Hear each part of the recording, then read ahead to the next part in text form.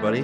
Welcome back to Left Reckoning. I'm David Griscom here, and I'm joined by the great Ashok Kumar, a professor, lecturer of international political economy at Birkbeck University, and also the author of Monopsony Capitalism, Power and Production in the Twilight of the Sweatshop Age. Thanks so much for joining us today. Thanks for having me. So, I think there's, no reason to dance around it. Let's just start to get into it. We have seen these really striking images of these massive farmers' protests in India, including an incredible world historic general strike in support of the farmers. What's really at stake here? What is driving this huge political movement that we're seeing? Well, the protests are a direct result or a direct response to a series of agricultural reforms that were rushed through, as ordinances without consultation through Parliament, through the Indian Parliament. And basically, they're forms of deregulation. I mean, taken together, there are lots of little elements to it, and I'll obviously go through that. But basically, it's a form of deregulation, and it primarily accomplishes two things. It abolishes the minimum pricing for agricultural commodities that was established in the 1960s. So that's, most farmers kind of sell their products to government wholesalers who offer a kind of guaranteed minimum prices. It started with certain agricultural commodities and then expanded to include most agriculture that aren't cash crops. And so the reforms eliminate those prices, and they leave those commodities up to the kind of vicissitudes of the markets of supply and demand. And then it also opens up agriculture to be purchased by more so than it has. You've slowly seen that happening over the years, but more so in terms of large capital holding private interests. And then lastly, it changes the laws around the legal proceedings and, whether you can take these companies to court or even take the government to court around these issues. It makes it nearly impossible to do those things. So those are the basic reasons why these farmers are taking this kind of action, right?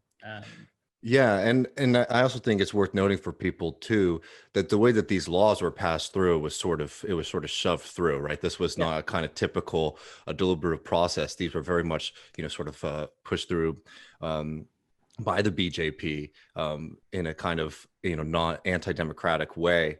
And also for people who aren't familiar too, small scale farming is huge in India too. So the eradication of these protections really puts a lot of people's livelihoods at risk. Yeah, I mean, look, there's India's 70% of India, nearly 70% of India relies directly or indirectly on their livelihood, relies on agriculture for their livelihood, right? That's enormous for an economy that's considered developed, especially. And it's also that, when you say that it was rushed, it was not only just rushed through, the consultation is also you have a federal system in India. We have, much of India is devolved, similar to, say, the US. And so there's real legal questions about whether the government can even do these kind of, can even pass such a law. But, it's also the case that, the official opposition of the Indian Congress, the Indian National Congress Party, introduced the reforms of it's important to note that introduced the original kind of Green Revolution reforms, kind of a bevy of neoliberal reforms of the late 1980s and the early 90s. And people have probably heard of the kind of farmer suicides. Farmer suicides sort of spike.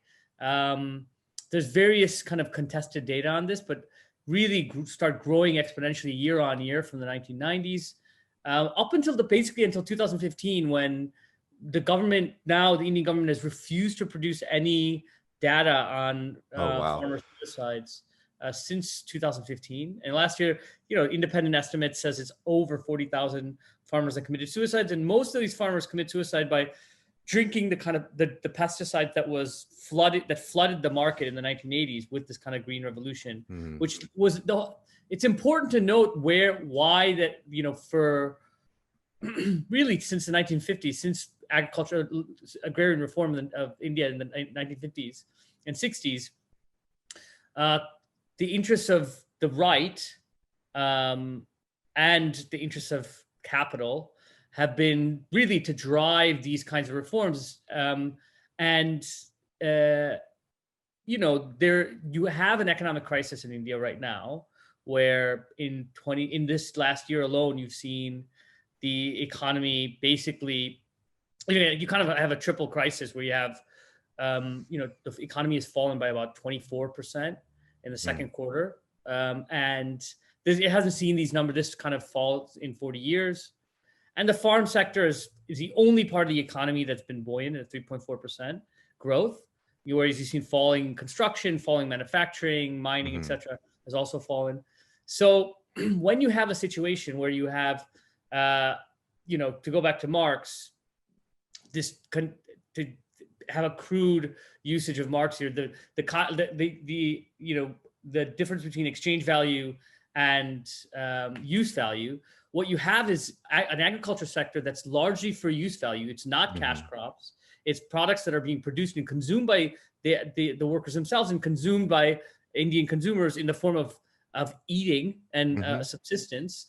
And also when you have a minimum amount that they set, it's not, again, being churned into surplus value. And it's also that you have largely small farmers, so it's not being able to be consolidated and kind of being valorized for the interest of large capital holding firms and these kind of agro-business conglomerates.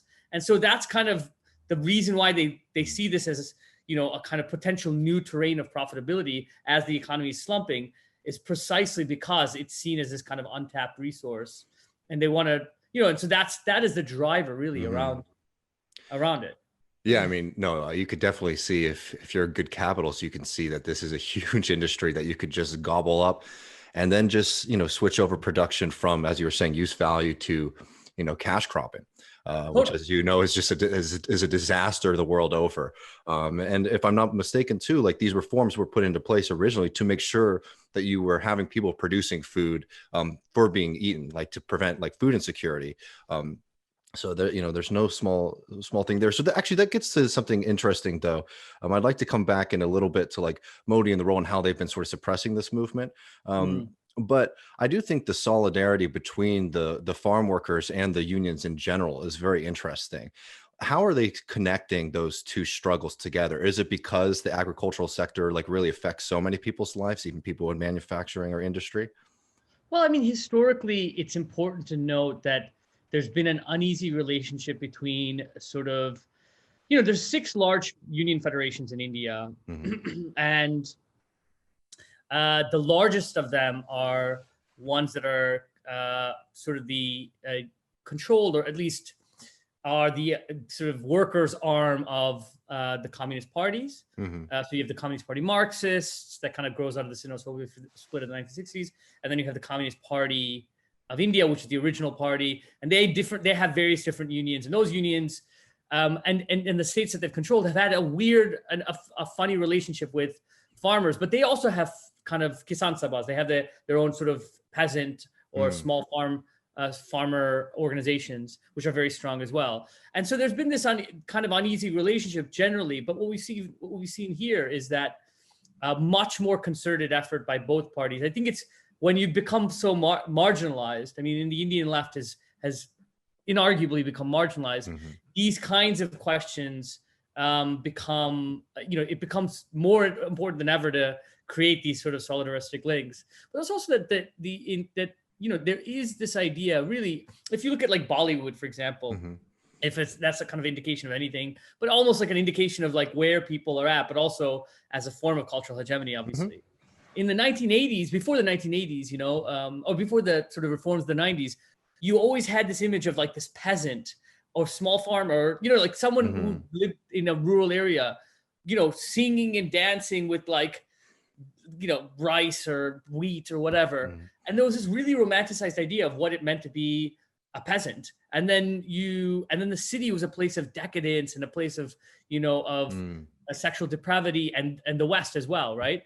And then you get to the 90s when you have this flood of money, and it's all these, you know, you have like Dilwale Dulhaniya Le Jayenge, these kind of famous films that are all about celebrating wealth, celebrating decadence, celebrating the diaspora. But there is this idea, even though there is not really as much sympathy amongst the Indian urban intelligentsia and the kind of media class, etc., around urban workers, around the poor, certainly not. But there is, you can't take away that it's very hard for the government to villainize farmers and peasants and the producers of food.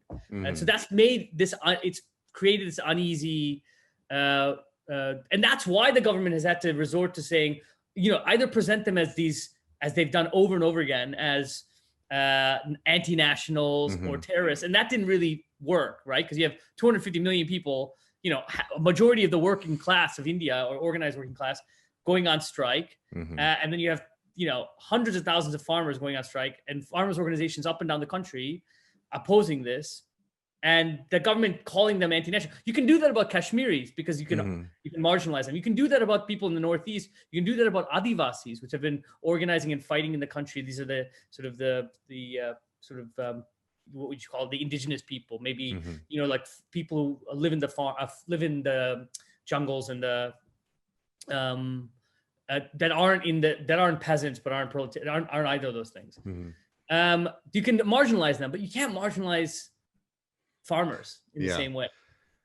No, of course. And I think you're exactly right, especially when it's not a movement that's like abstract for people. It's something that you're seeing, and you're definitely are going to have some connection to it. In another way they were trying to do is like present them as these kind of country bumpkins that have been hoodwinked by this totally disorganized opposition. And they can't do that either, because it's like every day that they're out there, 300,000 people in the cold, sleeping on the street, shutting down the Capitol, is further proof that they're not idiots like the way the government's trying to present them.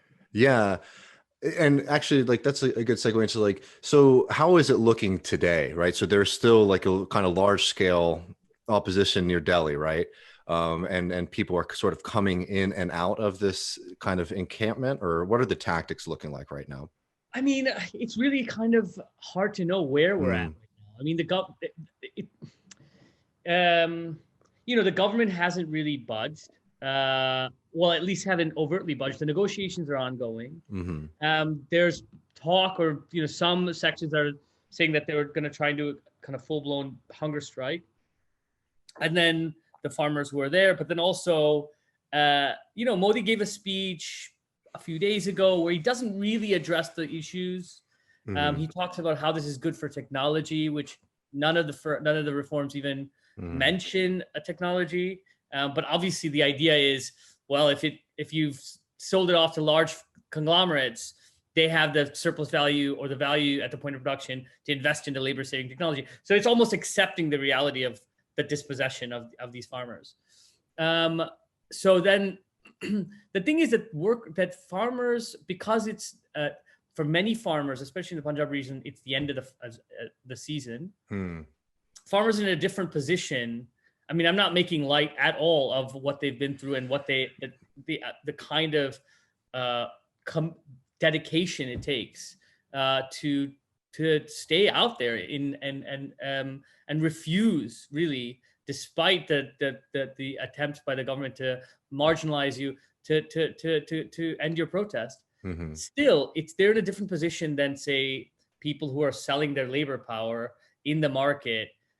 People who are workers, people who are selling products, and they own a small plot of land, and they are able, as long as they're able to stay there and survive, and there's food available, they're not paying rents necessarily. There's not all of these additive costs that are tied to being a wage laborer. And so it's possible that this protest continues, but it's really a question of it's really hard to know at this point, in all honesty. And yeah, so like we have seen these kind of speeches from Modi, and I think like symbolically they're trying to make it seem like some agreement is being reached, but as you were saying earlier, it doesn't really look like they're budging. On the political side, are the opposition parties trying to take advantage of this moment? I know there's a big difference between the Congress and the communist parties, for example, but are they seeing the fact that there are millions of people in the streets trying to challenge the BJP, and are they trying to build any kind of networks or take advantage of this political situation, or is it really just the people? I mean, you can see that there's indications in lots of the political parties are actually seeing the opportunity, but also seeing a weakness in the government. Hmm. The difficulty is that they haven't brought back the parliament from recession, and they've and they've said there's no way that they can. It's a stalling tactic, right? They're saying, Hmm. okay, we don't, and every day that it makes it harder and harder um, for those farmers to stay there. I mean, as you know, as anyone who's been involved in any kind of struggle, small or large, the only mechanism, the way that we build pressure is through escalation. And Hmm. if they're able to sort of to push back and de-escalate, then it makes it more harder and harder. I mean, when I've spoken to uh, activists in the South who've done are doing protests in the South as well now, and were before, but not at the same level as people from Haryana and Punjab and Hmm. Western UP who have gone to Delhi. They say that there's almost like a media blackout in India because Hmm. the government has put a real pressure on the media conglomerates which in India are basically just right wing in through and through. I mean, it's not like in the U.S. where you're like there are various gradations of palatable Hmm. liberalism and right wing. It's like it's just out and out, right? It's like almost like Venezuelan um, TV channels, right? It's just like it's either like simping for the government or like attacking the opposition, you know. Yeah, I mean, I always struggle to find like good India-based publications to read in English. I know that's not always the best thing to look for, but it is The interesting Hindu to isn't see. bad. The Hindu Yeah. isn't bad. Yeah. Um, well, just in the last couple of minutes, you sort of hit it on this, but like, how sustainable do you think this is? I know it's definitely at a moment where we have to see how much they're able to escalate, but do you think that there is a potential again of like more worker solidarity with the farmers' protests? Like, do you see this going anywhere in the next couple of weeks, or do you think this is going to be a long, protracted struggle? I think this is. I don't. I'm not one to exaggerate when I say that this in general, but I would say I think this is the most important and historic event in India uh, of the last at least 30, 40 years. I mean, Mm, it's just so unprecedented. I mean, you have protests in India all the time, but not at this level, not this composition.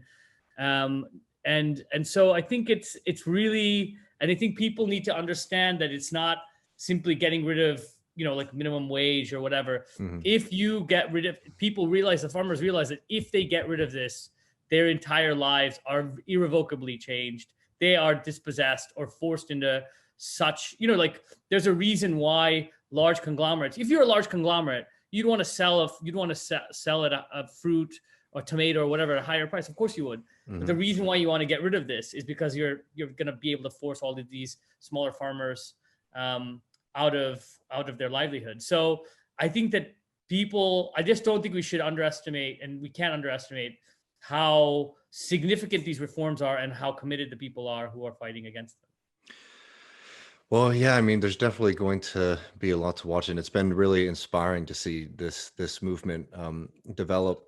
I really appreciate you taking the time today, and we'll have to definitely take another dive into this down the line. I was just wondering, do you know, are there any good avenues or tools that people can do to show solidarity support for the farmers right now, or is that still something that's being developed? Well, I know that in places with large, say Punjabi and Sikh communities, there has been enormous protests in Hmm. Britain, for example.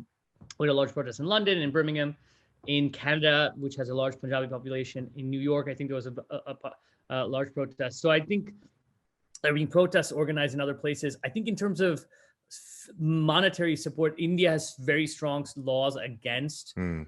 um, that kind of thing, which historically was not necessarily a bad thing. It's like a Cold War era law. Uh, but yeah, I don't actually know other than forms of solidarity in terms of protests at various consulates, high commissions, and embassies. I can't really think of what an American audience could do if you didn't live outside of a major metropolitan city. I mean, But showing solidarity is a powerful thing.